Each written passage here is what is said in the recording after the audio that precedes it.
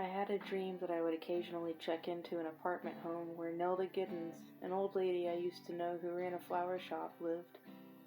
It was like an assisted living arrangement where she had nurses and help stop by regularly. It was my job to check on her and a couple cats that she had. I also let my dogs, Ollie and Rudy, stay there to keep her company.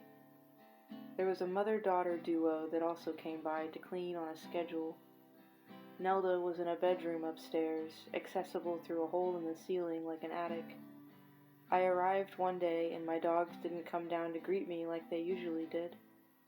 I climbed up to pop my head in and saw Rudy sitting on her chest and Ollie laying across her lap while she laid in bed. I could hardly see enough to make out where she was, but I finally found her face. It was full of deep wrinkles and her eyes were closed. She was motionless, and her head was sunken into her pillow. She had color in her cheeks, but every other sign was showing that she was lifeless. I quickly climbed back down, unsure of what to do. I was supposed to fill out a wellness report, but I had to say that she was dead. It was the end of a workday, after 5, and on a Friday. I started asking the cleaning ladies what I should do. I was beginning to freak out. I was shaking and crying and trying not to yell as I spoke. The daughter looked at me like it was no big deal and said that no one would be in the office anyway, and to just wait until Monday. Her and her mother had plans, and they didn't want to think about it right then. I scrambled around, still unsure of what to do. I thought if I was going to leave, I had better take a picture for evidence.